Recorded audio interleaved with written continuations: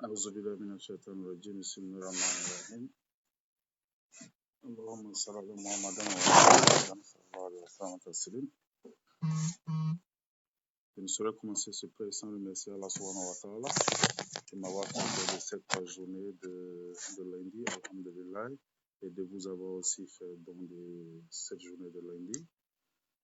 Et nous prions Allah subhanahu wa ta'ala d'accorder sa grâce et sa miséricorde et ses bénédictions à notre prophète Mohammed alayhi salatu wa salam, à toute sa famille et aussi à ses sahaba. Et nous tous qui le suivons jusqu'au jour de la résurrection, Ya Allah, Amen.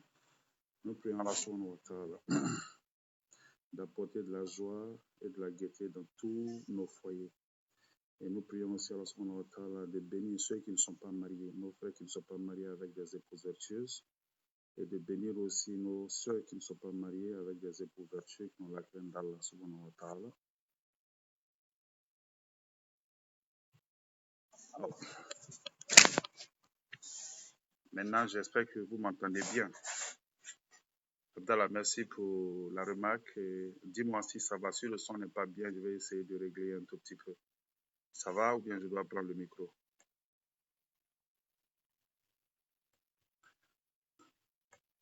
Abdallah, je voudrais savoir si vous m'entendez bien. Dans le cas contraire, je serai obligé de prendre le micro. Ok, ça veut dire que ça va, qu'on entend. Alhamdulillah. Alors, comme je le disais, on commence toujours par des bénédictions. Que Allah nous bénisse avec des enfants vertueux et qu'il nous bénisse aussi, Ya Allah, avec la fin des vertus. Et nous sommes musulmans, nous sommes des musulmans, nous grandissons musulmans, nous demandons pardon à Allah subhanahu wa ta'ala de continuer à faire de nous des musulmans jusqu'à la fin de nos jours sur terre, Ya Allah, Amen. Nous prions Allah subhanahu wa ta'ala de bénir nos parents et nos frères et sœurs qui nous ont précédés dans la foi avec Jannat al-Firdaus comme destination finale. Et nous qui sommes ici, nous prions Allah subhanahu wa ta'ala de continuer à faire de nous des musulmans pour que notre dernière parole soit La ilaha illallah Muhammad Rasulullah sallallahu alayhi wa sallam. Alors aujourd'hui, je voudrais parler du premier ambassadeur de l'islam, Abu Musab ibn Umayr. Généralement, j'aime faire quelque chose, c'est que je me pose toujours des questions sur la religion, comment nous sommes arrivés là où nous sommes aujourd'hui. Et le plus souvent, il y a des questions que je pose et à ma grande surprise, je me rends compte qu'il y a même des gens qui sont considérés comme des oulémas qui ne connaissent pas certaines histoires et certains sabres.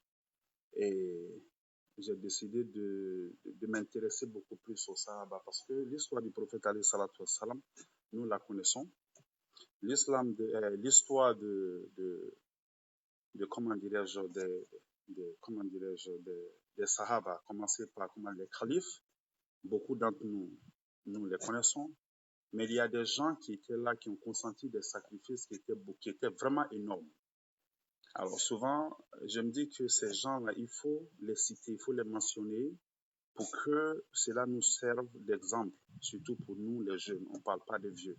Les vieux, vous allez me pardonner, mais mon combat aujourd'hui, ce n'est pas vous, mais mon combat, c'est la jeunesse. Les gens qui me ressemblent, les gens qui sont un peu plus âgés que moi et surtout ceux qui sont moins âgés que moi, ceux qui sont en train de venir maintenant. Parce qu'en fin de compte, ce qui compte, c'est quoi? C'est le futur. Et le futur, en tant que père, ton souhait, c'est quoi? C'est de voir ton enfant en train de suivre la religion, devenir beaucoup plus pieux que toi. Ça, c'est moi, mon souhait. Et je suis sûr que c'est le souhait de pratiquement tout le monde. C'est toujours une fierté de voir un papa prier derrière son fils. Simplement parce qu'il sait que son fils, il n'a pas besoin d'être un hafiz, quelqu'un qui maîtrise le Coran, mais quelqu'un au moins qui connaît son chemin quand il s'agit de la religion. Donc à la maison, par exemple, c'est toujours une fierté que le papa dise, ou bien quand il a des invités, qu'il appelle son fils, Nana, ça vient nous faire prier. Alhamdulillah, ça c'est une fierté. Mais pour en arriver là, il y a des sacrifices qui doivent être consentis. Maintenant, malheureusement, c'est ce temps-là que nous n'avons pas. Il faut que nous enseignions à nos enfants ce que c'est que nos vertus religieuses. Et je suis sûr qu'avec ça, Inch'Allah, on peut quand même être sûr que le futur est prometteur. Alors que Dieu nous donne cette patience Que Dieu nous bénisse avec des enfants qui pourront nous écouter et qui pourront pas nous égaler, mais nous dépasser en ce qui concerne la religion, Inch'Allah. Alors, ce matin, j'ai décidé de parler de Moussa ibn Umayr. Pourquoi? Alors, généralement, je ne lis pas. Comment dirais-je, je prêche comme ça. Mais son histoire est tellement fascinante que il va y avoir des moments où je serai obligé de faire référence, comment dirais-je, à la richesse que j'ai faite, Inch'Allah. Alors, comme on le dit, Moussab, il est né riche. Il est né riche, il a grandi riche, mais il est mort pauvre. Il est né riche, il a grandi riche, il a vécu riche jusqu'à 20 ans, et après, il a tourné son dos à la richesse de ce monde, à tout ce qu'il avait, tout ce que sa famille, comment dirais-je, possédait comme fortune.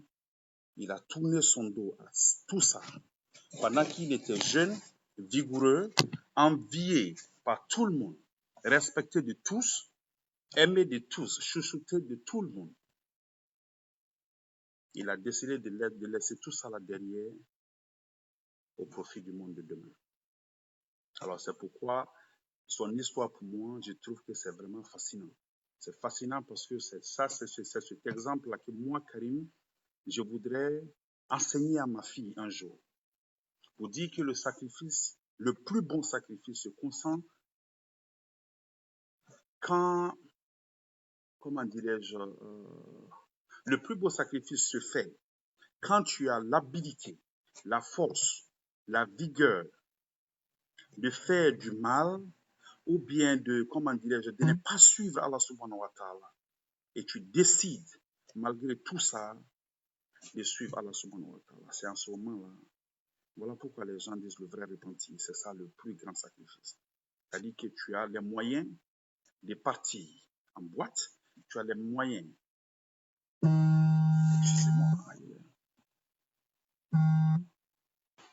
Alors, comme je le disais, tu as les moyens de partir en boîte, tu as les moyens de te saouler la gueule, tu as les moyens de sortir avec toutes les filles du monde, tu as les moyens de sortir avec tous les gars, tu as les moyens de ne pas prier, tu as les moyens de vivre la vie, comme on le dit à Abidjan, faire la Java. Tu es jeune, tu es adulé, tu es respecté, tu es chouchouté. Alors, quand tu tournes le dos à cette vie de ce monde et tu te dis que tout ça, c'est éphémère, parce que ma vie peut être prise à tout moment. Wallahi billahi ta'ala. Ma vie peut être prise à tout moment. Alors, vous savez quoi? Je veux faire de cette vie-là ma vie, pas l'autre vie. C'est là que tu peux dire, oui, j'ai consenti un sacrifice pour la cause d'Allah, dans l'espoir d'obtenir la grâce et la miséricorde d'Allah. Mais il ne faut pas attendre quand la vie a fini avec toi. Ça veut dire que tu jouis de tout le bien de ce monde, au maximum. Maintenant, tu as atteint d'une maladie, ou bien tu es au crépuscule de ta vie, et c'est là que tu décides de faire, comment dirais-je, la mosquée, ta résidence. Allah, c'est mieux que nous tous. Mais wallahi, c'est toujours bon de suivre Allah au moment où tu peux décider de ne pas le suivre. Au moment où tu te dis que tu tiens toujours ton destin. Au moment où tu te dis que, Inch'Allah, je suis là, je suis fort, je suis grand, je peux tout faire. Alors je m'en fous d'Allah. Parce que ça arrive, les gens, quand ils sont dans l'opulence, qu'est-ce qui se passe? Ils oublient complètement que ce qu'ils ont, ce n'est pas leur intelligence. Ce qu'ils ont, ce n'est pas comment dirais-je, leur rang, ou bien leur rang social. Mais simplement que ce qu'ils ont, la santé, l'argent et l'opulence, comment dirais dans laquelle ils sont en train de vivre, c'est quoi? Ça, c'est la grâce d'Allah. Ils oublient tout ça, ils oublient que c'est la grâce d'Allah. Et ils se disent que tout ça, c'est grâce à eux-mêmes et à cause de leur intelligence. Alors, ils ne rendent pas grâce. Ils continuent de faire ce qu'ils ont envie de faire. Alors, quand un homme vit sa vie de cette façon, toute sa vie, et soudainement on lui dit qu'il a une insuffisance rénale, où on lui dit il a un cancer. Et on lui dit que la maladie qu'il a aujourd'hui est incurable. Il n'a que quelques semaines, il n'a qu'une année, il n'a que 2 ans pour vivre.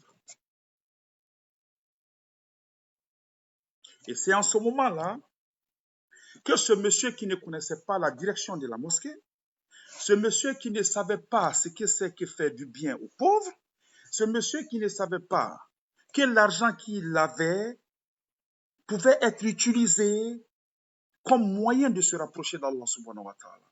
Ce monsieur-là qui oubliait que cet argent pouvait être utilisé comme une échelle pour monter au ciel auprès d'Allah subhanahu wa ta'ala. Il n'a pas pensé que cet argent pouvait être une bénédiction pour lui en s'occupant des pauvres, en s'occupant des orphelins, en s'occupant des veuves, en œuvrant sur le chemin d'Allah. Maintenant qu'il est atteint d'une maladie incurable, c'est lui maintenant qui veut se pavaner aux yeux de tout le monde pour montrer au monde qu'il a la foi. Mais qui tu blagues? Qui tu blagues? Qui, moi, Karim, je suis pour dire que Allah ne va pas te pardonner? Si je dis de ma bouche que Allah ne te pardonnera pas, Wallahi, Allah est capable de te pardonner et moi ne pas me pardonner parce que simplement je me suis mis à sa place. Donc je ne dis pas que Allah ne pardonnera pas quelqu'un. Mais je dis qu'on a 2 options. Alors, comme Rasoul sallallahu alayhi wa sallam l'a dit, le plus intelligent d'entre nous, c'est celui qui pense à la mort constamment.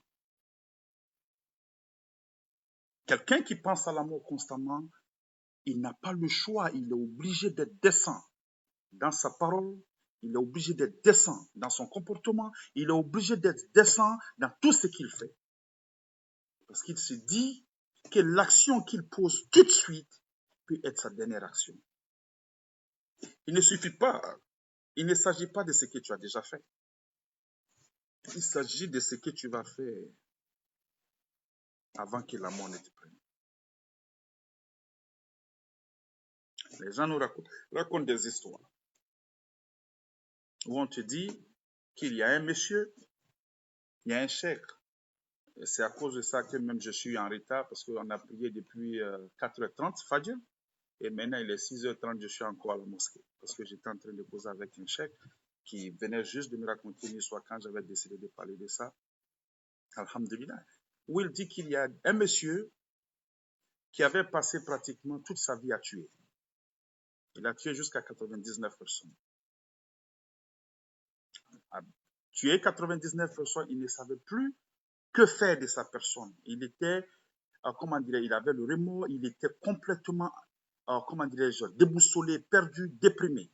C'est 99 personnes, ça c'est beaucoup de personnes. Alors il va voir quelqu'un à qui il a confiance et se dit que celui-là connaît la parole de Dieu. Il va se confier à ce monsieur. Voilà, cheikh, j'ai tué 99 personnes. Maintenant, je vais me repentir. Est-ce qu'il y a espoir pour moi que Dieu me pardonne? Alors le cheikh qui lui répond, Subhanallah, c'est même pas la peine d'espérer. Tu as tué déjà 99 personnes, il n'y a pas d'espoir pour toi. Il n'y a pas d'espoir pour moi. Ok. Il a tué le cheikh. Mais Joe, si tu me dis que parce que je passe mon temps à boire l'alcool, subhanallah, astaghfirullah, je passe mon temps à boire l'alcool. Maintenant, je veux me repentir. Et toi, tu me dis automatiquement que c'est même pas la peine de chercher à te repentir. Dieu ne va pas te pardonner. Là, tu m'encourages à faire quoi? Tu m'encourages à continuer à boire. Au lieu de me rapprocher d'Allah, tu es en train de m'éloigner d'Allah tous les jours. Tu m'éloignes d'Allah davantage. Parce que la seule chose qui fait que l'être humain prie régulièrement, c'est l'espoir d'être pardonné. L'espoir d'être pardonné, c'est ce qui fait que l'être humain prie tous les jours. Même quand tu tues, même quand tu bois, même quand tu fumes la drogue, même quand tu forniques, même quand tu fais les plus grandes bêtises, à partir du moment où tu viens t'arrêter, Allahu Akbar, et puis tu es là, tu récites, tu te prosternes devant Allah, tu t'humilies devant Allah, Wallahi, billahi, tallahi, il y a espoir pour toi.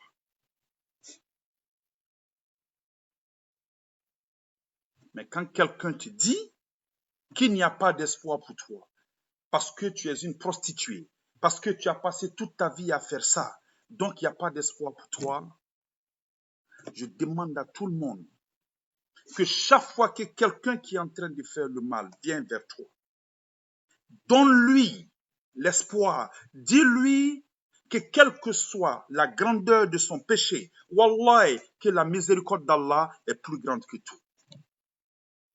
Vous allez voir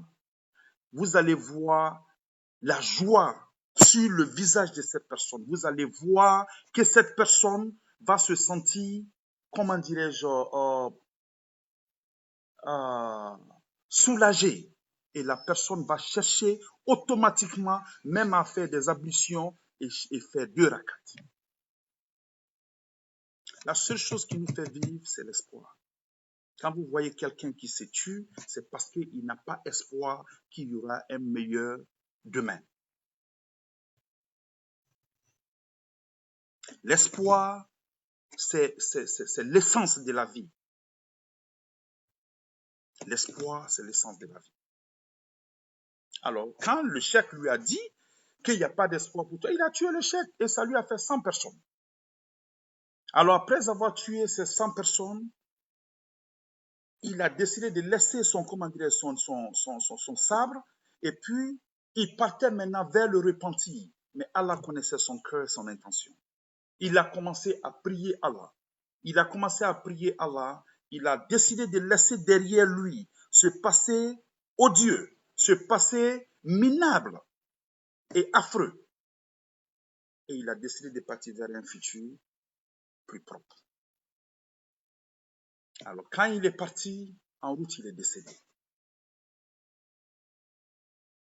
Il y avait les anges du paradis qui disaient qu'il était d'eux, et il y a aussi les anges de l'enfer qui disaient qu'il était d'eux à cause du mal qu'il avait fait.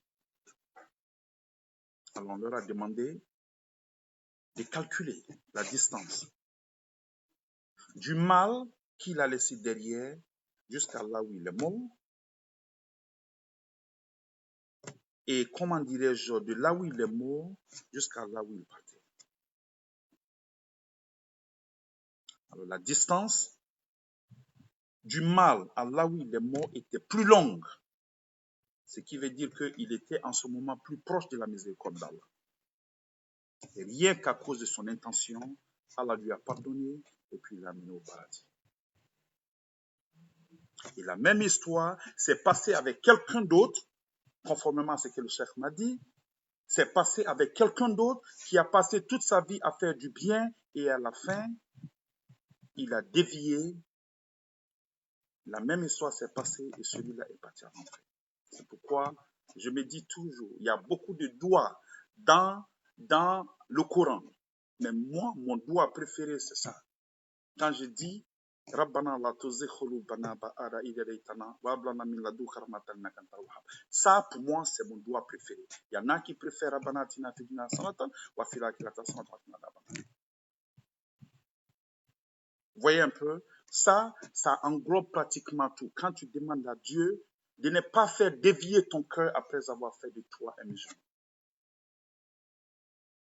Parce qu'il n'y a pas une honte sur cette terre pour quelqu'un qui a la conscience, pour quelqu'un qui a le discernement. Il n'y a pas une honte plus grande que ça, que de te voir musulman, prêcher la parole d'Allah subhanahu wa ta'ala, te voir sur le bon chemin, et qu'enfin, que toi, tu te retrouves égaré avant ta mort.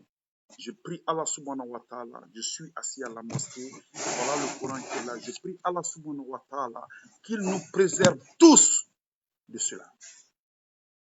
Nous sommes musulmans, nous sommes pratiquants, je prie Allah subhanahu wa ta'ala de nous donner tous une bonne fin, la fin des vertus. Il faut donner l'espoir aux gens. Alors pour revenir à notre histoire de Moussab. Moussab, comme je le disais, il est né riche. Il avait pratiquement tout. Il était l'un des enfants, à 20 ans, il était l'un des enfants les plus respectés de Makkah. Pourquoi? Parce que ses parents, sa mère était très riche, son père était décédé. Rasoul sallallahu alayhi wa sallam dit que ce petit était l'enfant le plus bien habillé de Makkah. Il était l'enfant le plus beau de Makkah. Son parfum pouvait se sentir à des mètres. Tu sentais sa présence à travers son parfum avant que tu le rencontres, avant que tu le vois. Ses habits étaient faits spécialement. Ses chaussures venaient de la Syrie. En ce moment, quand tu dis que tes chaussures viennent de la Syrie, vous connaissez ça quoi? C'est comme aujourd'hui, tu es en Côte d'Ivoire, tu es en Guinée, on te dit, tu te dis, la veste que je porte, elle a été faite en Italie. La chaussure que je porte, oh, attention, cette chaussure a été faite spécialement pour moi, comme on le dit, custom made. Cet enfant, Moussab Ibn Maïen, s'habillait simplement comme ça. Il était éloquent, il était beau, il était propre, il était adulé, il était chouchouté, sa mère l'adorait à mourir. Regardez un peu son sacrifice. Celui-là, un jour, aux premières heures de l'islam, de la révélation, il apprend, il y a des rumeurs dans la ville. Et en ce moment, les musulmans se cachaient, ils se retrouvaient quelque part où le prophète salam, avec ceux qu'il avait suivis au départ, ils venaient, ils se rencontraient les soirs, la nuit, et puis il leur récitait le Coran, il leur récitait ce qui lui avait été révélé. Alors, qu'est-ce qui s'est passé? Un jour, il apprend qu'il y avait, comment dirais-je, il y avait un rassemblement. Alors, il décide de marcher doucement et il va, c'était dans la maison de qui? La maison de Al-Arkam. Il va, il frappe à la porte et le prophète, quelqu'un a ouvert la porte pour le petit. Quand il est rentré, le prophète a mis sa main sur son cœur et le prophète n'a pas arrêté de parler. Il a continué à prêcher. Moussab était tellement ému et tellement émerveillé par ces paroles qu'il entendait le prophète réciter. Sur le champ, il n'a pas attendu demain, il n'a pas attendu après-demain, il n'a même pas attendu quelques minutes après, il a juste fait la shahada. Il a accepté d'embrasser l'islam. Le prophète dit que quand ce jeune homme-là a accepté l'islam, que c'était un geste assez important pour l'islam, compte tenu de son rang social. Parce que lui, c'est un riche, c'est un notable. Et à l'époque, ceux qui suivaient le prophète salam étaient pauvres. Donc, avoir le fils prodige de la ville de nos côtés, ça, c'est une victoire. Alors, il reste, il demande, il dit, mais qu'est-ce que je fais? Le Rasoul sallallahu alayhi wa sallam lui a dit, garde ça pour toi pour le moment. Parce que c'était encore trop tôt. Mais à l'époque, les musulmans étaient tellement persécutés que tout ce qu'ils faisaient comme mouvement, les gens suivaient. Alors, ils ne pouvaient pas rester cachés pendant longtemps. Il y a quelqu'un, les nouvelles ont atteint sa maman. Son problème, tout Makkah pouvait être au courant que lui, Moussab, Radwan An, a accepté l'islam. Tout le monde pouvait. La seule personne qui l'inquiétait, c'était sa mère. Il avait peur d'elle. Alors sa mère, la nouvelle lui est arrivée à sa maman et automatiquement, ils l'ont convoqué avec les notables, les nobles de la ville, tout ça. Il reste, il est assis, comme on le dit, à chez nous, pays, fauteuil blanc. Maintenant, on lui pose la question, ok, il paraît que tu as décidé de suivre la religion de ces gens-là, Mohamed. Dis-nous que c'est simplement des rumeurs, que c'est une accusation, que ce n'est pas vrai. Il dit à sa maman, oui maman, j'ai accepté l'islam. Sa mère était tellement furieuse qu'elle voulait le poignarder. Mais l'amour d'une mère, c'est autre chose. Elle l'aimait tellement, elle ne pouvait pas se permettre de le faire. Elle a pris, elle l'a emprisonné dans la maison, chez eux, à la maison. Ils l'ont enchaîné, il est resté là. Si tu vois que tu le suis, c'est parce que tu sors pour aller. Et si tu ne sors pas? Donc, il reste enchaîné là pendant un bon moment. Il est malade, il ne peut pas sortir. Il y a des gardes qui sont là, qui le surveillent. Et il apprend qu'il y a une expédition à Abyssinie. Abyssinie qui est l'actuelle, comment dirais-je, Éthiopie. Il y avait une expédition. Cette expédition, c'était quoi? Le prophète ﷺ avait demandé à des jeunes pour fuir la persécution des koufars. Donc ces jeunes-là, il les a envoyés à Abyssinie pour partir trouver du refuge là-bas auprès du roi Negum, qui était, comment dirais-je, le chef religieux des chrétiens. Donc quand comment dirais-je, Moussa a appris ça, Radouan An, il a réussi à se déchaîner et il a fui. Il est parti avec cette expédition. Et pour ceux qui connaissent cette histoire, vous avez une idée de quoi je suis en train de partir. Quand cette expédition est partie, quand les jeunes sont partis, qu'est-ce qui s'est passé? Ils étaient là, c'est en ce moment que des koufars ont envoyé aussi des émissaires pour aller les chercher parce qu'ils avaient un agrément. Les Mekwa. Quand ils sont allés, ils ont décidé de faire un deal avec eux. Ils les ont traités devant le roi, que c'était des bandits, c'était des rebelles. Donc, le roi devait leur remettre, aux gens qui étaient venus pour qu'on les ramène pour être jugés. Et c'est en ce moment, on leur a demandé pourquoi vous êtes là. Qu'est-ce que vous avez à donner, à dire pour votre défense? C'est là qu'ils ont commencé à réciter certains versets du Coran, ce qui a émerveillé le roi qui lui a dit, mais qui t'a dit ça? Parce que en ce moment, ces récits-là n'étaient sûrs que des chrétiens et des juifs.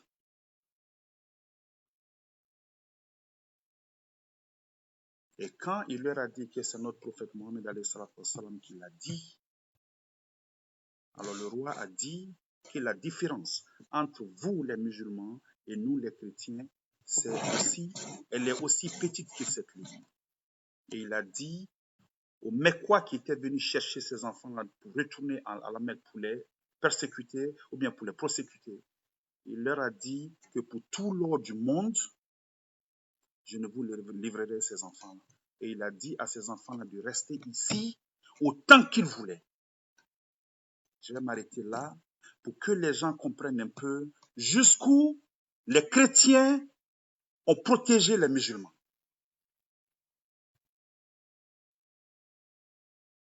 Premières heures de la révélation, je suis en train de dire notre première rencontre avec les chrétiens, comment ça s'est passé.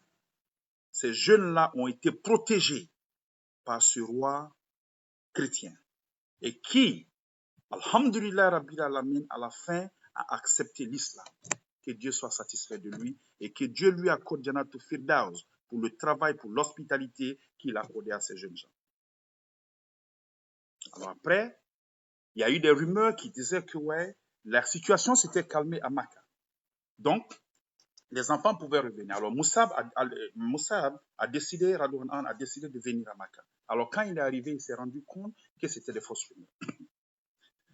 Sa mère vient vers lui et lui dit, ok, pourquoi tu n'acceptes pas de revenir vers nous? Qu'est-ce qu'il y a de bon dans cette histoire? Il dit à sa mère, si tu veux venir avec moi, viens avec moi, mais si tu ne veux pas venir, je respecte ta décision, il faut me laisser partir. Alors sa mère lui a dit, en partant, dis-toi que tu laisses derrière toi tout le privilège dont tu jouissais. Il dit à sa maman, il dit, tout ce que j'ai ici, il dit, tout ça c'est éphémère et tout ça c'est pour ce monde. Et ce qui est à venir est plus grand et meilleur. C'est ça un sacrifice. Alors en partant, son oncle lui dit, même l'habit que tu portes, c'est pour nous.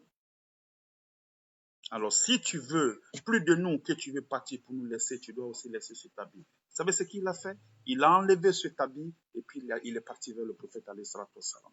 C'est quand il est arrivé qu'on lui a donné un habit déchiré.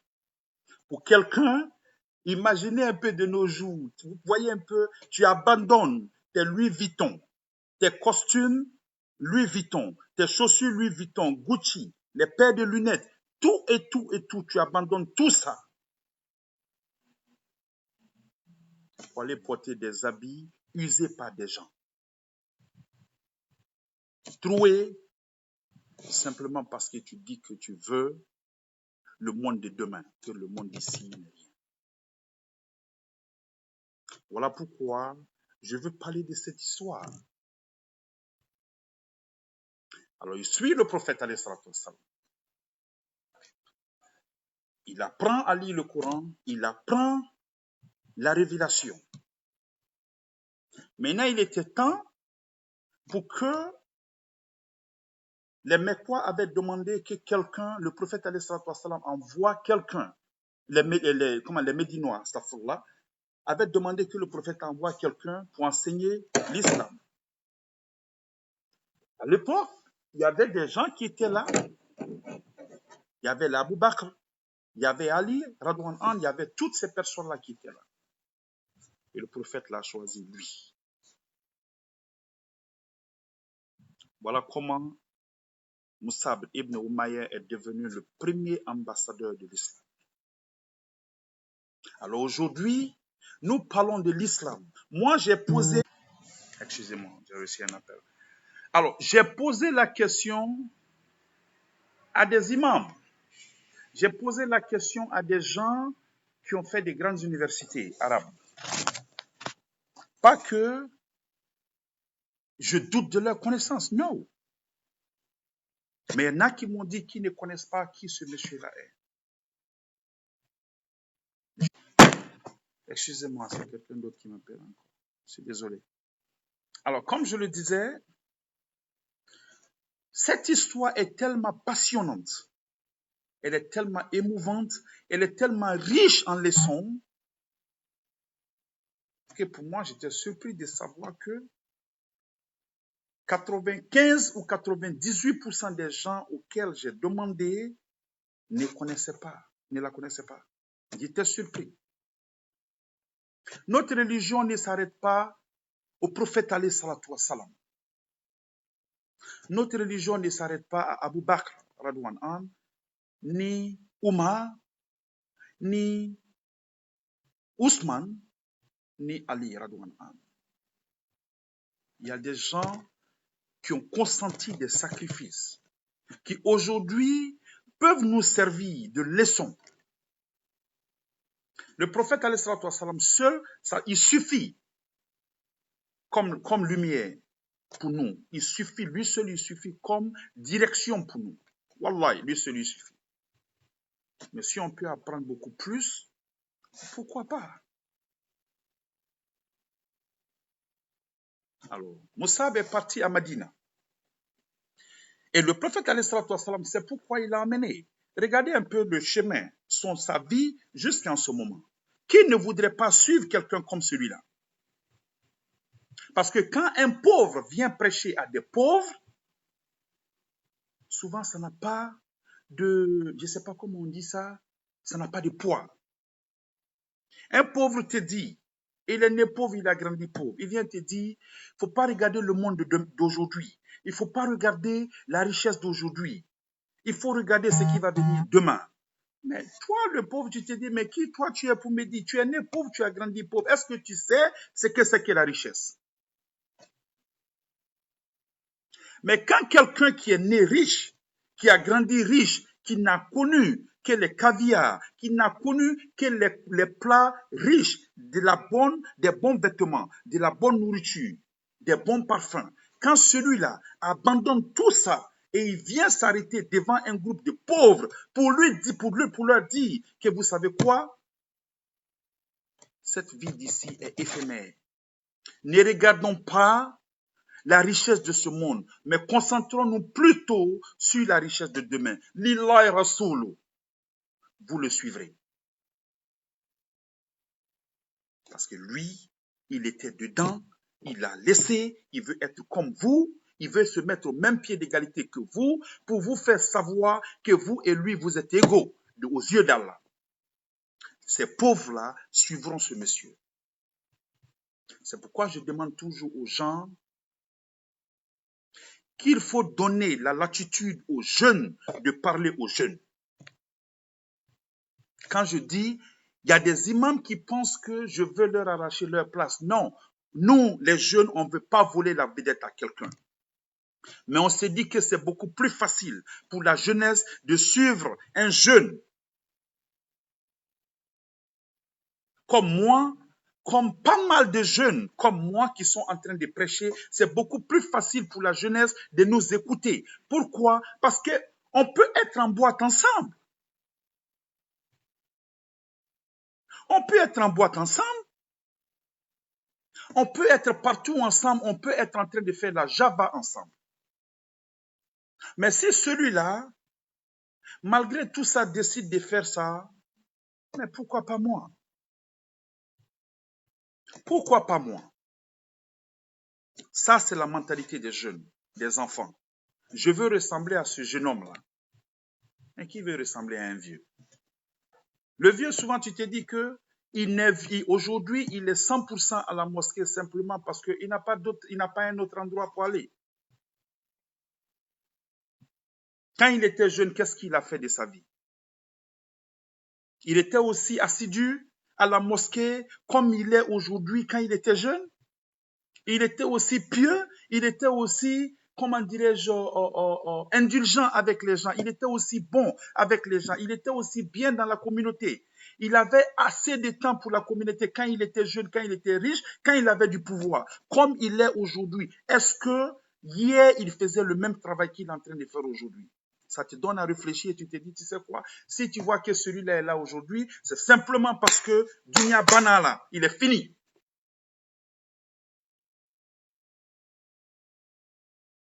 Quand Allah subhanahu wa ta'ala demandera aux morts, quand les morts demanderont à Allah subhanahu wa ta'ala, Ya Allah, donne-nous ne serait-ce qu'une seconde sur terre encore, ramène-nous sur terre encore, ne serait-ce que pour une seconde. Vous savez, quand on leur demande, quand vous allez venir sur terre, quand je vais vous ramener à la vie, qu'est-ce que vous allez faire? Regardez bien dans le Coran, ils ne disent pas qu'on va venir prier, mais ils disent qu'on va venir faire beaucoup plus de bien. Beaucoup plus de monde, beaucoup plus de bien, beaucoup plus de charité. La première charité, ce n'est pas l'argent. La première charité, c'est ton temps que tu consentis. Le temps que tu donnes aux gens, ça, c'est la première charité. Parce qu'il y a beaucoup de personnes qui ont envie de donner, mais qui n'ont pas les moyens de donner. Mais ces personnes-là ont leur temps. Il faut les valoriser. Quand quelqu'un a un décès, tu te déplaces pour aller chez lui. Il y a des gens qui sont là en train de donner $100, $50, $500 pour compatir. Alhamdulillah, ils ont les moyens. Est-ce que celui qui ne donne pas de l'argent, ça veut dire qu'il ne compatit pas? Il compatit, mais peut-être qu'il n'en a pas. Peut-être qu'à Tabourou, il n'en a pas. Donc, il ne faut pas regarder ce qu'il ne t'a pas donné. Il faut plutôt regarder le temps qu'il a pris pour venir te voir. En tant que musulman, la seule chose que je demande aux gens, ne regardez pas ce que les gens ne font pas.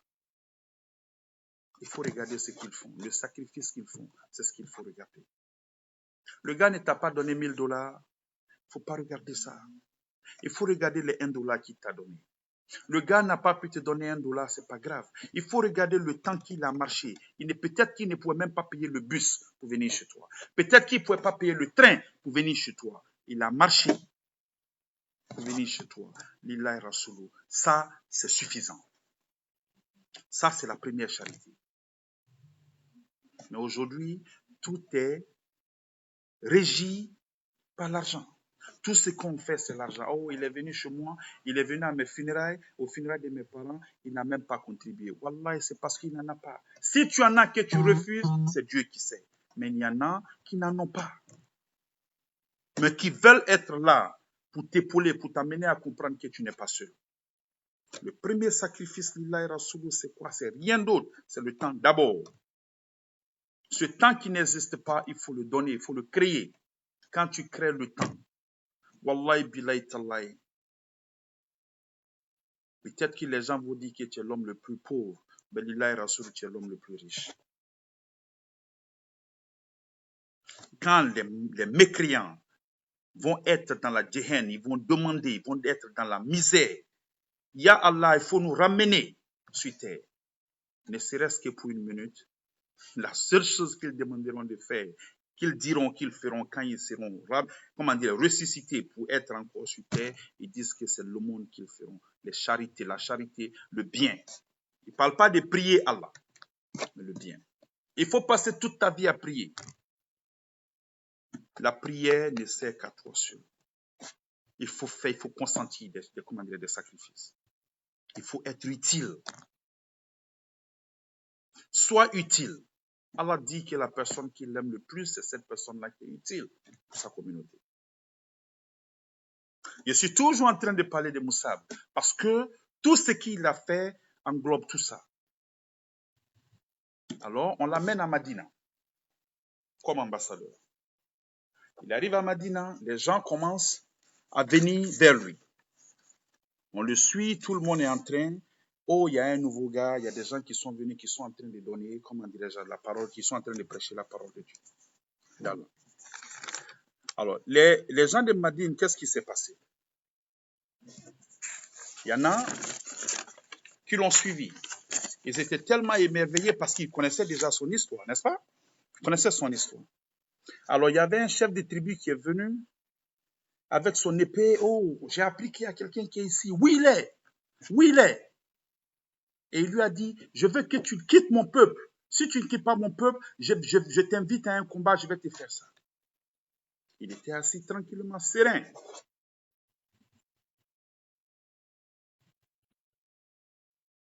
Alors, il dit au monsieur, il dit, pourquoi tu ne t'assois pas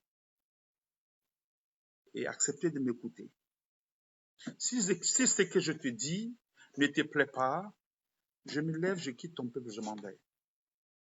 Mais il ne faut pas me faire la guerre sans m'écouter. Alors, le gars s'assoit et puis il écoute. Il finit de prêcher au gars, le gars s'empresse, il dit, je veux devenir musulman, qu'est-ce que je fais? Allahu Akbar. La dawa. La bonne explication. La connaissance de ta religion. Tu peux avoir tout ça, mais que Dieu nous bénisse tous avec cette habilité de véhiculer le message. Il ne suffit pas de connaître. Si tu as la bénédiction de pouvoir véhiculer le message d'Allah, tu n'as aucune idée combien de personnes peuvent accepter l'islam à cause de toi. Mais ça dépend d'une seule chose. Il faut être indulgent, il faut accepter d'être souple. Il ne faut pas imposer quoi que ce soit aux gens. Quand le monsieur lui a parlé, il avait des gens derrière lui, pouvaient se lever. De nos jours, quelqu'un d'autre se lèverait pour dire, ah, tu veux me frapper, je suis prêt. Il a calmé le gars avec sérénité. Le gars s'est assis. Quand il a fini de l'écouter, il a décidé de devenir musulman. Il dit, qu'est-ce que je fais?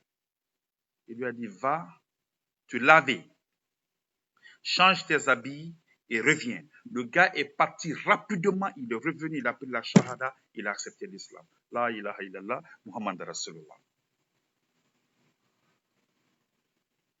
Et ce même monsieur lui dit, oh attends, il y a encore d'autres tribus qui sont ici, ils ont leur chef. Il va, il amène ces chefs-là et les autres chefs des tribus, eux aussi, acceptent l'islam. Voilà Madina, Munawara, qui est en train de devenir maintenant une ville religieuse. La capitale de l'islam. Il a préparé ça. Et il a compris que, wallahi, alhamdulillah, rabbil alamin, sa mission a été accomplie. Et un jour, il était là, après une bataille, qu'est-ce qui s'est passé? Alors, quand le prophète avait demandé d'être indulgent, d'être courtois avec comment dirais-je, les prisonniers de guerre, Qu'est-ce qu'il a fait? Il y avait un Ansar qui était, son frère à lui, le frère de Moussab ibn Umayya, avait été capturé. Alors, il y a un Ansar. Les Ansar, c'est des gens qui travaillent pour la cause d'Allah. Ceux qui aident la religion. Ça, c'est la vraie définition des Ansar.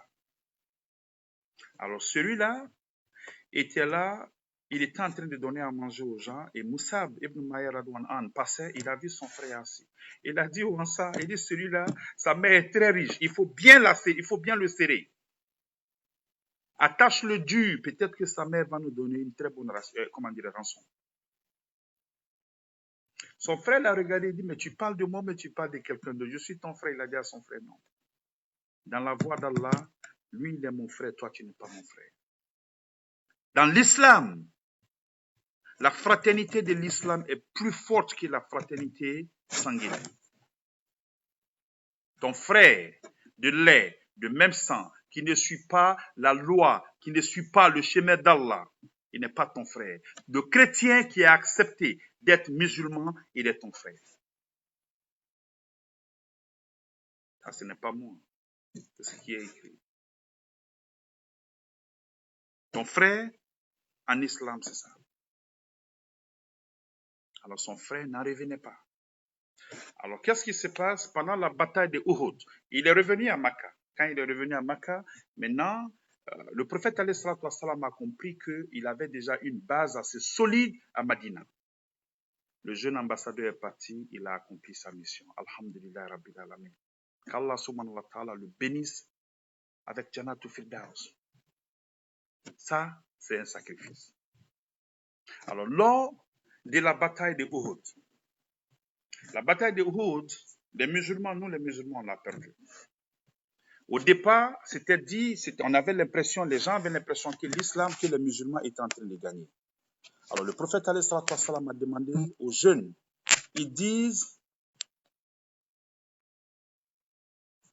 il leur a dit de ne pas quitter leur position. Mais les jeunes étaient tellement portés sur ce qu'ils allaient gagner, les butins de guerre, qu'ils n'ont pas écouté Rasulullah sallallahu alayhi wa sallam. Alors, ils ont quitté leur position. Elles ont quitté leur position. C'était une tactique. Les koufars ont pris le dessus. La bataille a tellement chauffé qu'il y a même des gens qui ont annoncé la mort du prophète alayhi salatu wassalam, tellement il a été, ça a chauffé. Comment dirais-je, son casque qu'il portait avait été touché tellement sévèrement qu'on pensait qu'il était mort. Alors, quand Moussab ibn Umayya a vu les gens sur le prophète alayhi salatu wassalam, à l'époque, c'est lui qui tenait le drapeau, la jeunesse. C'est lui qui tenait le drapeau. Le prophète alayhi salatu wassalam l'a utilisé très bien. Pourquoi? Parce qu'il était aimé. Son histoire ne pouvait laisser aucune personne indifférente. Tout le monde voulait être celui-là. Parce que la plupart des musulmans étaient pauvres. Ils ont galéré. C'était les plus démunis. Voilà pourquoi les Mecquois disaient que si vraiment celui-là était prophète, pourquoi Allah a envoyé, comment dirais-je, la révélation à quelqu'un de pauvre? Pourquoi Allah n'a pas envoyé ça à l'un d'eux qui était riche? Donc ça fait que la plupart, au départ de l'islam, tous ceux qui suivaient l'islam étaient des pauvres. Voilà pourquoi le prophète sallam insiste, il demande aux gens d'être bien avec les pauvres. Parce que le pauvre n'a que Dieu pour pleurer. Et n'a que Dieu pour se plaindre. Quand ça ne va pas, le pauvre se pose beaucoup de questions. Pourquoi ceux-là ont de l'argent? Je travaille aussi dur. Pourquoi je suis pauvre? Pourquoi eux, ils en ont plus que moi? Alors, quand tu peux aider un pauvre, aide-le. En l'aidant, tu lui donnes de l'espoir. Tu l'amènes à comprendre que Allah subhanahu wa ta'ala ne l'a pas oublié, ne l'a pas lésé, ne l'a pas marginalisé.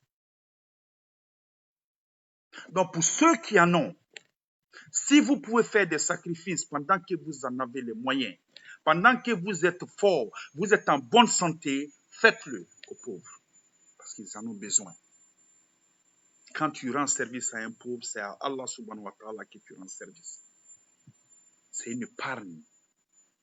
qui va monter comme ça. Le jour de la résurrection, quand tu vas voir ça dans ta balance, lillahi rasoulou, tu vas regretter de n'avoir pas fait plus. Abu Musab ibn Maya a continué. Alors, quand Musab a continué, il a vu les gens qui étaient, comment dirais-je, en train de se battre avec le prophète. Il a pris son cheval, en train de, comment dirais-je, remuer, comment dirais-je, le flambeau. Et il a commencé à foncer vers eux. Simplement, sa tactique, c'était quoi? C'était de, comment dirais-je, d'attirer l'attention sur lui pour que les gens laissent le prophète aller sa place. Alors, quand il partait, c'est ce qu'il disait. Il dit que quand il partait, la question qu'il se posait, c'était quoi? Il se posait la question de savoir qui tu aimes le plus. Ta personne ou Allah subhanahu wa ta'ala et son prophète alayhi salatu wassalam. Qui tu aimes le plus? Pendant qu'il est en train de foncer sur les koufars. Quand ils l'ont vu venir, ils ont laissé le prophète alayhi salatu wassalam. Parce que en guerre, la personne que tout le monde cherche à attraper, c'est celui qui a le drapeau. C'est si tu peux avoir le drapeau de l'autre, c'est comme signe de victoire. Ils se sont détournés du prophète alayhi salatu wassalam tout pour aller vers lui. Quand ils sont allés vers lui, ils ont coupé sa main, sa première main, où il portait le drapeau. Il a réussi, il a managé pour attraper le drapeau avec la main gauche. Ils ont coupé ça aussi. Allahu Akbar.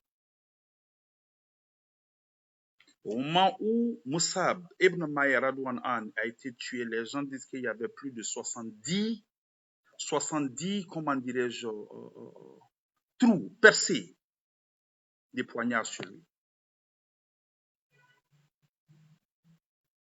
Les gens l'ont perforé jusqu'à il est mort. Mais quand il mourait, qu'est-ce qu'il a dit? Il a dit quelque chose que personne ne savait. Mais Allah l'a honoré, Allah a mis ça dans le Coran. Il a révélé ça au prophète alayhi salatu wassalam dans Surat Al-Imran. Ces personnes n'étaient là pour entendre ce qu'il a dit. Surat Al-Imran, verset 144. Il dit quoi? En partant, il posait cette question. Il disait Muhammad n'est qu'un messager. Des messagers avant lui sont passés. S'il mourait, donc, ou s'il était tué, retournerez-vous sur vos talons?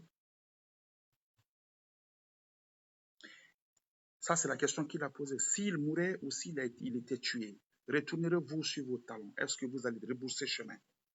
Et il dit, quiconque retourne sur ses talons ne nuira en rien à Allah, Et il dit que Allah récompensera bientôt les reconnaissants. Celui-là, ce qu'il disait quand il mourait, c'était ça. Allah a révélé ça au prophète, alayhi salatu wassalam, dans la sourate Al-Imran, verset 144.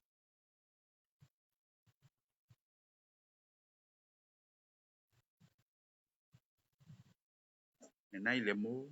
Pendant cette même bataille, l'oncle du prophète, alayhi salatu wassalam, Hamza, a été tué. Il y a pas mal de Sahaba qui avaient été tués. Alors, quand le prophète, alayhi salatu wassalam, après la guerre, après la bataille, je dirais, il est venu, ils étaient en train de compter les gens qui avaient été tués. Il a vu le corps de son oncle.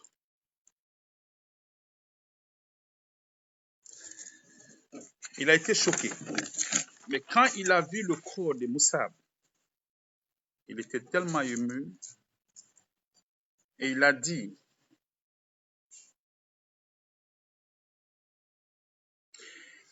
que regardez ce jeune homme. Il dit, regardez ce jeune homme. Celui-là avait pratiquement tout. Celui-là avait pratiquement tout. Mais il a pratiquement tout abandonné pour la cause d'Allah. Regardez comment il a fini.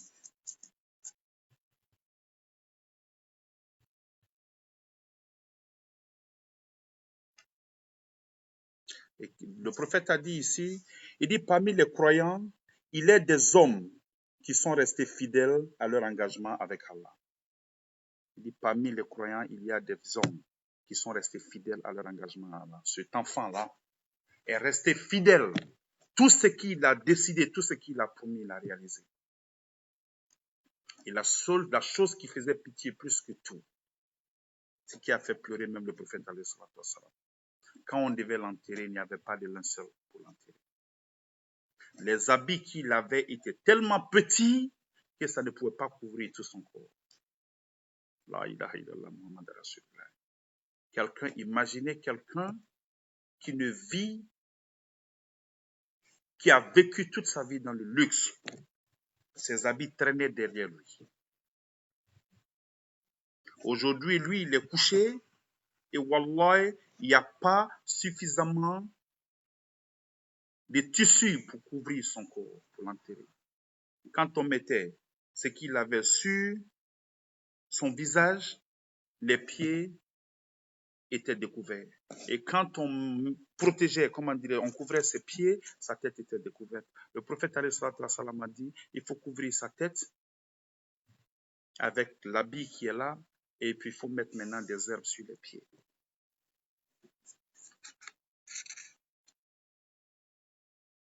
Donc imaginez un peu. Quelqu'un qui avait la possibilité de vivre sa vie et devenir l'un des hommes les plus grands, parce qu'il était l'espoir de la ville et de sa maman. Il a pratiquement tout abandonné et ça a été sa fin. Et après, le prophète dit, il dit aux gens, visitez-les, saluez-les en leur souhaitant la paix. Par celui qui détient mon âme, qui est Allah subhanahu wa ta'ala, à tous les musulmans qui les salueront jusqu'au jour de Qiyamah, ils vous retourneront le salut.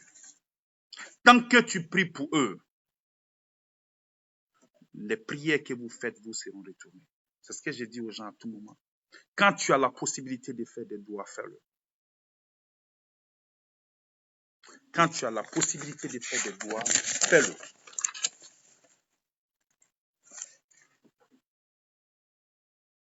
Et ici, le prophète a dit, que la paix soit sur toi, ô Moussab. Que la paix soit sur vous tous, ô les martyrs. Que la paix soit sur vous, ainsi que la miséricorde d'Allah et ses bénédictions. Ça, c'était les doigts du prophète pour Moussab ibn Maher et pour tous les croyants qui sont morts ce jour-là. Maintenant, vous et moi, nous sommes. Il a été honoré, hein. Comme je l'ai dit, vous allez voir la sourate Al-Imran, qui est la sourate 4, et la sourate 3, la famille d'Imran,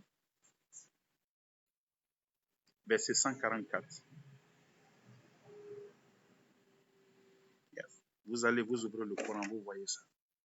Ce verset a été révélé à l'honneur de ce monsieur, Moussab, le premier ambassadeur de l'islam. Les sacrifices qu'il a consentis, sommes-nous capables de faire la même chose?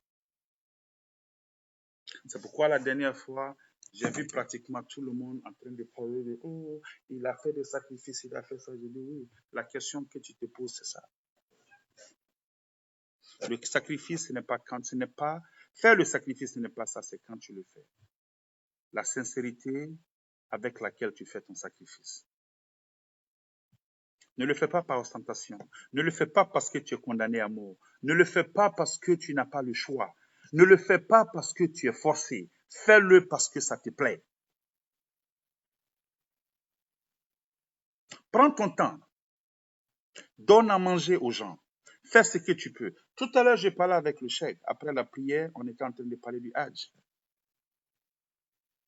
Je lui ai raconté une histoire. Il m'a dit, Karim, ça là, c'est plus que le Hajj. Je lui dis, il dit, Cheikh, ici, il dit, non, je ne vois rien de plus grand que le Hajj. Il dit, Karim, il dit, ouais. Il dit, je vais te dire une chose. Il dit, le Hajj, Allah l'a dit, il dit que faites le Hajj quand vous en avez les moyens. Ce n'est pas une obligation pour quelqu'un qui n'a pas les moyens. Si tu as les moyens, tu dois le faire. Mais si tu n'as pas les moyens, tu n'es pas obligé. Et Allah comprendra parce que c'est lui qui est le parfaitement connaisseur du visible et de l'invisible. Il dit, il y a des gens chez nous qui font partie des gens à la Mecque, des gens qui sont pauvres, qui ne mangent pas ni le matin ni le soir. Peut-être qu'ils ne mangent qu'une seule fois par jour. Il dit, Karim, tu vas prendre quelqu'un comme ça, tu vas l'amener à la Mecque. Qu'est-ce que tu lui donnes pour qu'il laisse à sa famille à la maison?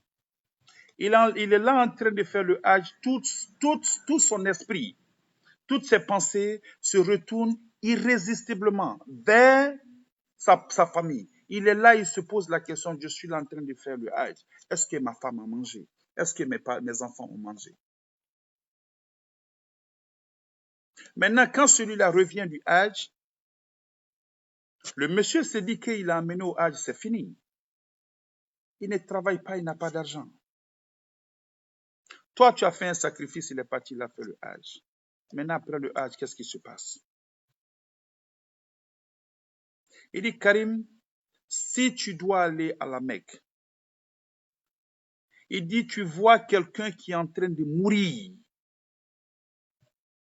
qui a besoin de toi, ton argent, pour sortir de cette situation. Il a besoin de ton argent pour éviter cette calamité, pour éviter cette honte. Il a besoin de cet argent. C'est une question de vie et de mort. Il dit, Karim, Wallah, si tu prends cet argent que tu dois utiliser pour aller au Hajj, tu donnes à ce monsieur pour le sortir de cette situation. Il dit, Wallah, ça c'est plus grand que le Hajj. Je lui ai dit, Subhanallah, Allahu Akbar. Mais de nous, de moi à vous, il y a des gens qui accepteront de voir leurs enfants souffrir, qui accepteront de voir les gens pauvres autour d'eux, des gens qui n'ont pas à manger. Ils ont les moyens de les aider, ils vont refuser de le faire et ils vont prendre cet argent soit pour partir à la Mecque ou bien ils vont prendre cet argent pour faire partie des gens à la Mecque. Ces gens-là vont partir à la Mecque. C'est le nom que tu cherches ou bien c'est l'agrément d'Allah que tu cherches? Ça, c'est la question. C'est le nom que tu cherches ou bien c'est l'approbation d'Allah que tu cherches. N'est-ce pas que Rasul sallallahu alayhi wa sallam a dit? Il dit qu'il préfère aider quelqu'un à sortir d'une situation honteuse, aider quelqu'un à mettre la joie sur son visage. Il préfère aider quelqu'un à sortir cette personne de la merde que de se retrouver dans un mois à la mosquée, rien qu'adorer Allah. Il préfère aider quelqu'un que d'être là à la mosquée, seul, en train de rien faire que d'adorer Allah subhanahu wa ta'ala. Excusez-moi. Rasul sallallahu alayhi wa sallam a dit ça.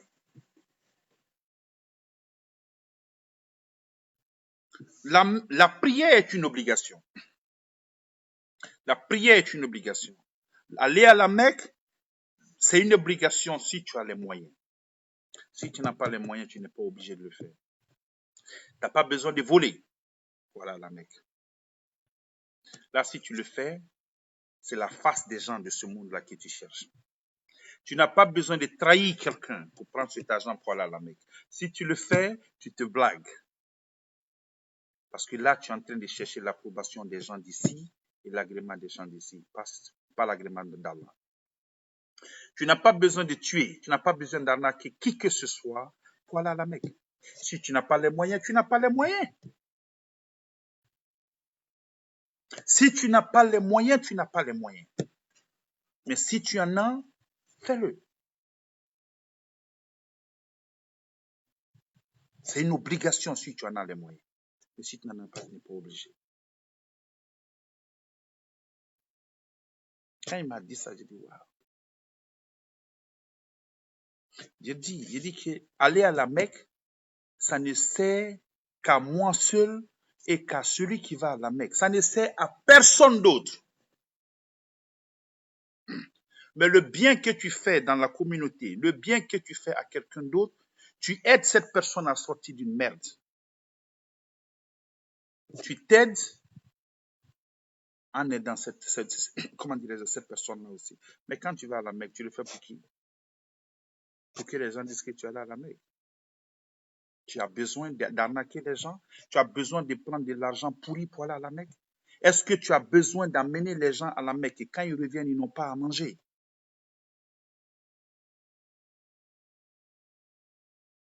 Quand tu vas à la Mecque, que tu reviens, tu veux avoir le temps d'adorer Allah subhanahu wa ta'ala. Mais tu ne veux pas aller à la Mecque et puis revenir et puis vaquer à des activités, comment dirais-je, illicites pour pouvoir subvenir à tes besoins parce que tu n'as pas les moyens.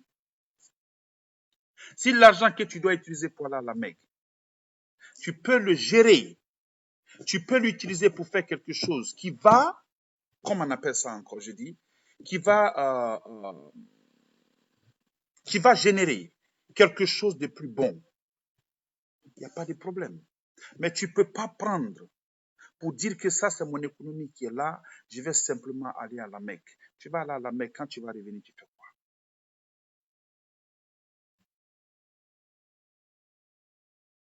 Quand on dit que quand on a les moyens de partir à la Mecque, ce n'est pas seulement ton billet d'avion. Le billet d'avion, les frais, ça c'est petit. C'est ce qui se passe après, c'est ce qui se passe avant. Mais aujourd'hui, aller à la Mecque, c'est devenu comme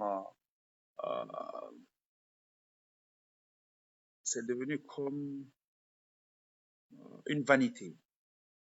Quelqu'un va à la Mecque, il peut aller à la Mecque 10 fois. Quelqu'un se vante pour dire je suis allé à la Mecque 10 fois. Il y a un seul Hajj. Un seul. Ça est dans le Coran, un seul Hajj.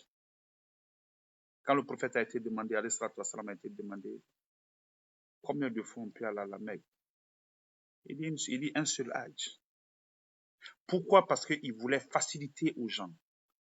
Parce que si tous ceux qui ont les moyens veulent partir pratiquement tous les jours, à chaque année à la Mecque, nous autres qui n'avons pas l'argent, comment on va faire? Si tu veux y aller, c'est une bonne expérience. Mais voilà, si tu as fait un seul Hajj, si tu ne vas pas pour accompagner les gens, mais si tu as les moyens de partir, si tu peux aider quelqu'un d'autre à partir, il faut l'aider à partir. C'est une expérience que tout le monde veut vivre. Mais si moi, je vais aller à la Mecque chaque année parce que j'ai les moyens de le faire. J'ai mon petit frère, j'ai mes petites soeurs, j'ai mes amis, il y en a qui sont là, qui veulent partir, qui ont les moyens, mais qui n'ont pas suffisamment d'argent. Alors, si je peux leur permettre de garder leur économie, et moi, je paye, je les aide à partir à la Mecque, au moins quand ils reviennent, ce qu'ils avaient toujours, vont toujours l'avoir, ils vont continuer à travailler. Mais si tu prends ton capital pour aller à la Mecque, quand tu reviens, tu fais quoi? Et le bon musulman, c'est celui qui est indépendant. Alors, quand tu ne travailles pas, que tu n'as pas les moyens de subvenir à tes besoins, après la Mecque, là, qu'est-ce qui se passe? Quelle que soit ta foi, ça arrive à un moment où tu te plies aux exigences de ceux qui ont les moyens, parce que tu dépends d'eux. Et quand tu dépends de qu'est-ce qui se passe, tu ne dis que la vérité.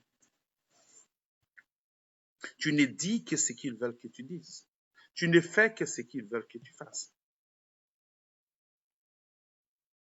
Maintenant, où est le Hajj?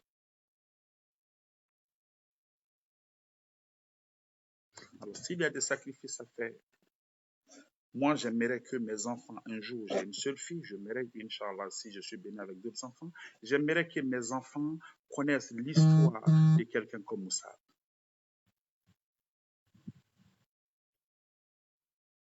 L'histoire de quelqu'un comme Moussa, pas l'histoire d'une autre personne.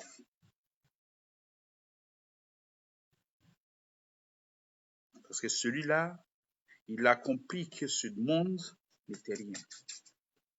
Aujourd'hui, il est mort, on parle de plus de 1400 ans, parce que ça, c'était les premières heures.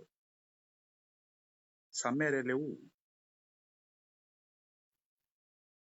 Les gens qui se vantaient ce jour-là de l'argent qu'ils avaient, qui se vantaient de leur rang social, où sont-ils? Il y a plus de 1400 ans, ces gens-là sont morts. Qui se souvient d'eux?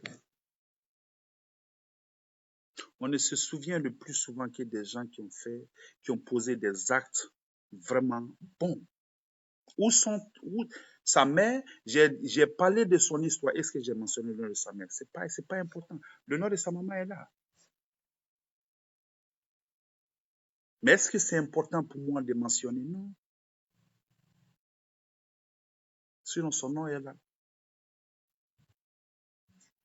Mais aujourd'hui, l'histoire se rappellera de lui et de son œuvre. Alors lui, c'est le premier ambassadeur de l'islam. C'est lui d'abord qui est parti à Madina, qui a préparé le terrain avant que le prophète ne déménage là. Vous ne trouvez pas que ça, c'est une histoire vraiment qui mérite d'être racontée? Hein? Alors, si vous avez aimé, alhamdulillah, Rabbil Alamin, écoutez, partagez. Et l'objectif, c'est quoi? C'est d'apprendre à connaître notre religion.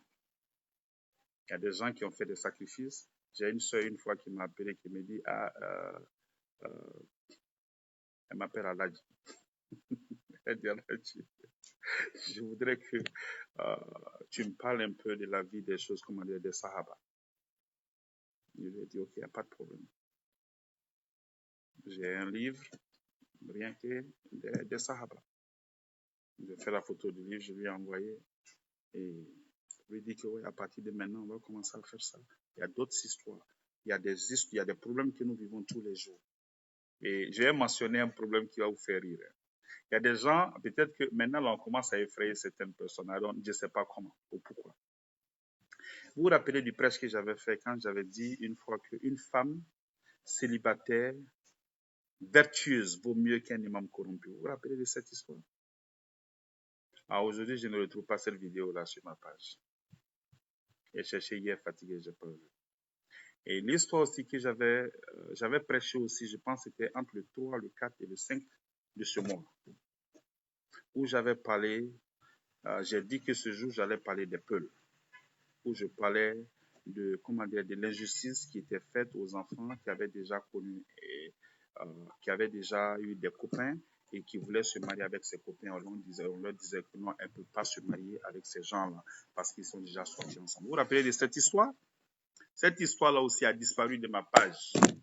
Joe, on dirait qu'il y a des gens qui sont en train de veiller sur ça. Donc maintenant, ils sont en train de, comme on le dit, cherry pick, ils sont en train de prendre ce qu'ils peuvent prendre. Je ne sais pas ce qui se passe. J'ai essayé d'écrire à Facebook, je n'ai pas encore eu de réponse, mais je ne sais pas ce qui se passe. J'ai appelé pas mal de personnes, des gens qui me suivent religieusement, qui partagent mes prêches. Je suis rentré en contact avec 5 personnes. Je suis d'abord allé dans leur inbox, je suis allé dans leur page. Je n'ai pas vu, parce qu'il y a une sœur qui m'avait appelé hier du Canada pour m'expliquer la même histoire. Alors je lui ai dit, mais j'avais prêché là-dessus. Soit je t'envoie le prêche, mais comme tu es déjà là, je vais te raconter, je vais te dire ce que c'est. Alors j'ai eu à converser avec elle, je lui ai expliqué les conditions, tout et tout. Alors pendant que je lui ai expliqué, j'étais en train de chercher, je n'ai pas retrouvé. Alors je lui ai dit, tu sais quoi, après lui avoir parlé, je lui ai dit, maintenant tu attends, je vais te rappeler. Alors j'ai commencé à appeler les gens un peu partout.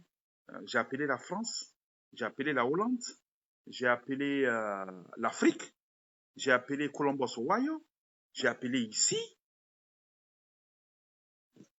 Et j'ai demandé à toutes ces personnes de regarder. Et vous savez quoi? Toutes ces personnes-là sont allées regarder dans leur inbox, sont allées regarder dans leur page. Et ces personnes étaient convaincues qu'elles avaient partagé. J'ai même appelé la Floride. Les gens ont vérifié et ils n'ont rien vu. Alors, s'il y a des gens qui ont décidé d'enlever, alhamdulillah, Rabbil Alamin. Mais au moins, je suis sûr que ça a été vu et ça a été entendu.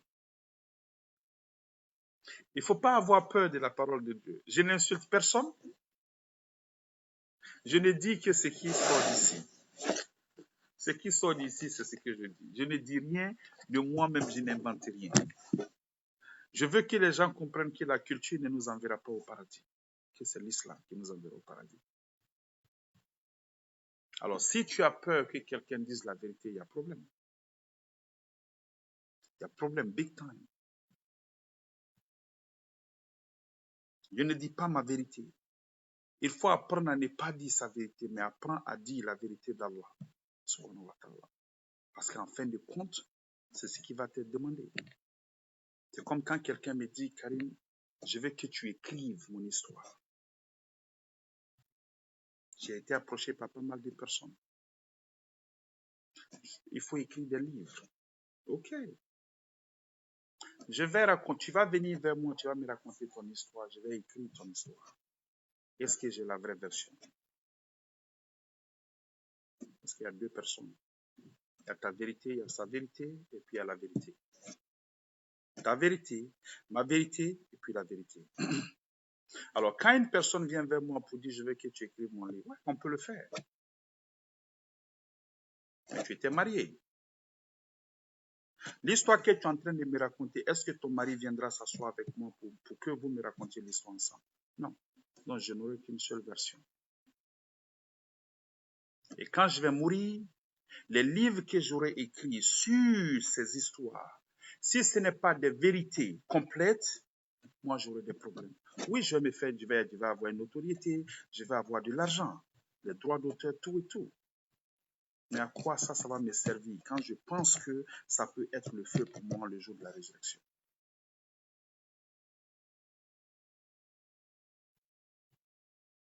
L'argent, c'est bon, mais il faut savoir comment faire de l'argent.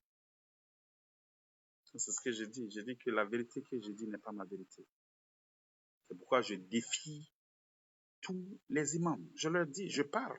Si ce que je dis, vous n'êtes pas d'accord, défiez-moi. Ce n'est pas de l'arrogance. Ce n'est pas de l'arrogance. Alors, si tu ne vas pas me soutenir, ce n'est pas un problème. Laisse-moi en paix.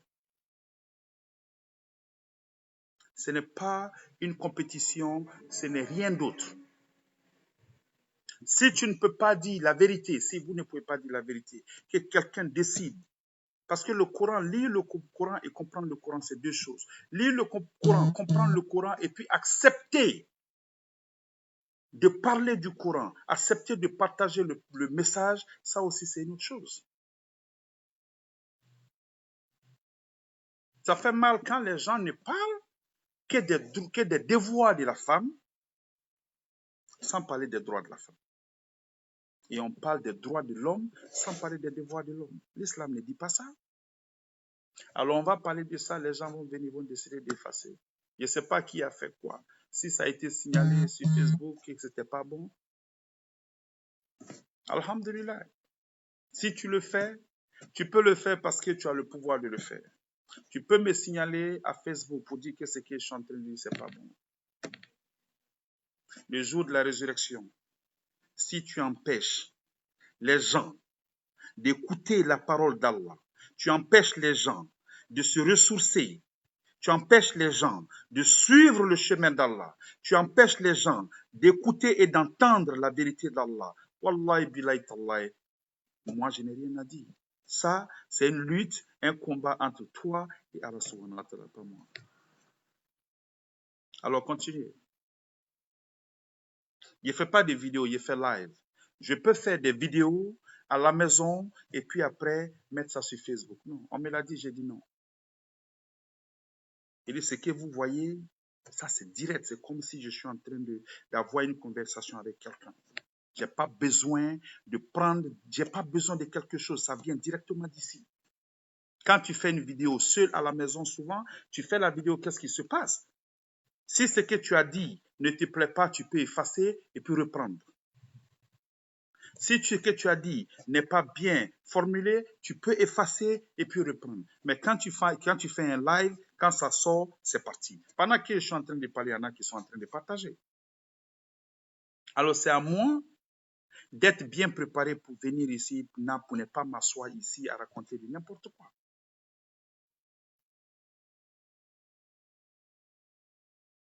Donc essayez d'effacer mes messages parce que j'ai parlé. Pourquoi pas les autres messages? Pourquoi ces deux messages-là?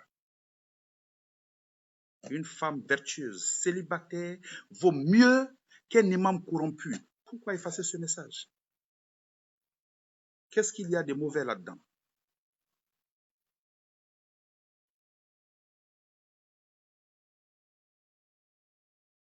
Quand je dis que le fouet avec lequel on frappe un pauvre, on doit frapper le riche avec ce même fouet.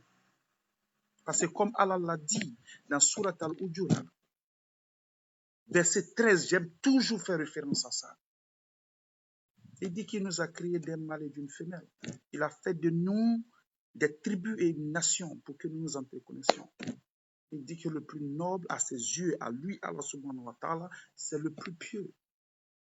Donc toi, tu n'es pas mieux que moi, moi je ne suis pas mieux que toi. Tant que tu suis le chemin d'Allah, je sais que tu me bats en religion, je te suis. Je suis jaloux de toi parce que je veux être comme toi. Je veux te dépasser. Ça, c'est la concurrence en bien. Si tu roules une Lamborghini, ça, c'est ton problème. Tu ne payes pas ma maison. Tu ne me donnes pas à manger. Le peu que j'ai, alhamdulillah, Rabbil Alamin. C'est ça le plus important.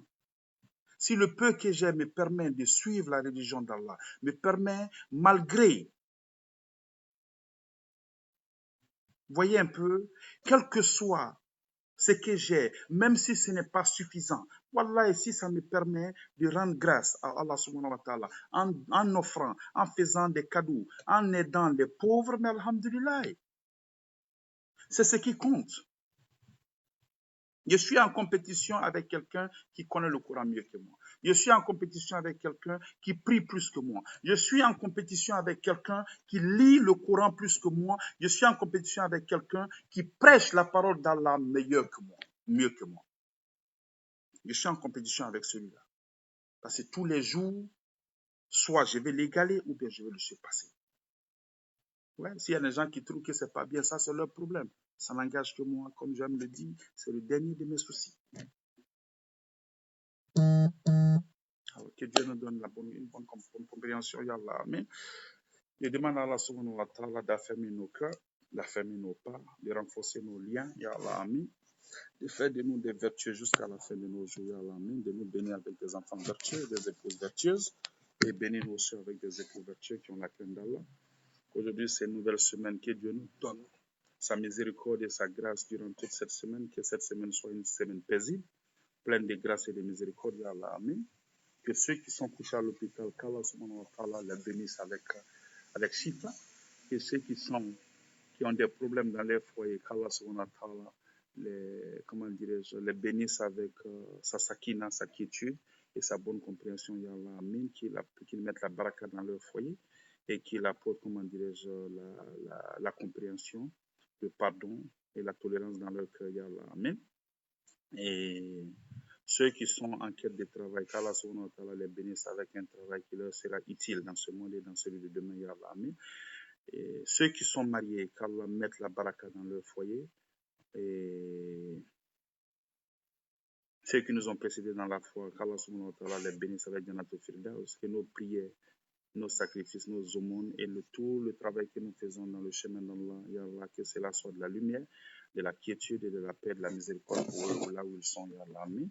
Que Dieu nous bénisse nous aussi avec des enfants vertueux qui feront des salades de doigts pour nous quand nous serons partis, comme nous sommes en train de le faire actuellement pour nos parents qui nous ont précédés dans la foi, Ya Allah. Amen. Que ceux qui n'ont pas le courage de prier, qu'Allah leur donne ce courage-là, Ya Allah. Amen, de prier. Qu'Allah leur donne le courage de prier. La prière, c'est une bénédiction. Il y a des gens qui veulent prier mais qui n'ont pas. Brother Pete, Assalamu alaikum, my brother. Alhamdulillah, I'm very, very pleased to see you. And I wish, but you know what? I'm going to call you and you and I will talk most of the time about the topic that I always discuss in my preach. I do more French speaking than English because my audience is largely, how do you call, French speaking people.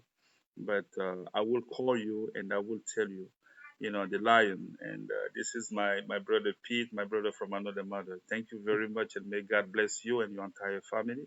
for everything you've done for me in this country. May Allah reward you. Thank you again. Alors, comme je le disais, c'est mon ami jamaïcain qui est là. Il était le parrain de mon mariage. Il est l'un de mes meilleurs amis ici aux États-Unis. Ça fait plus de combien de temps? Depuis plus de 15 ans qu'on se connaît. Donc, alhamdoulilah, je lui disais bonjour. Il ne comprend pas le français, mais chaque fois que je suis là, il est là et il suit. Donc, comme je le disais, que Dieu nous bénisse tous, que Dieu nous bénisse tous, que Dieu nous bénisse tous, que les enfants que nous avons soient des enfants vertueux. Soient des enfants vertueux. Je l'ai dit, je vais encore le redire.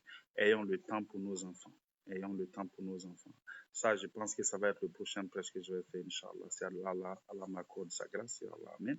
Et donc, le message, il est passé. Apprenons à faire le bien quand nous en avons les moyens. Apprenons à suivre la religion d'Allah quand nous ne sommes pas malades, quand nous ne sommes pas condamnés, quand nous ne sommes pas alités. Parce que, comme on le dit souvent, le plus souvent, c'est ça, c'est que les gens viennent beaucoup plus vers la religion quand ils n'ont pas d'autre issue.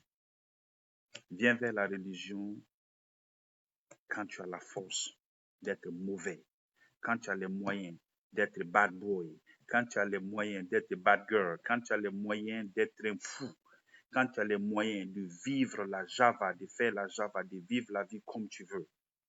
C'est en ce moment que tu viens vers la religion et puis tu te calmes et puis tu te dis qu'il n'y a de Dieu que Dieu et que Mohamed alayhi salatu wassalam est son prophète et que tout ce que tu es en train de voir dans ce monde est éphémère et que tu te dises que tu as trouvé tout ça ici et tu vas partir pour laisser tout ça ici.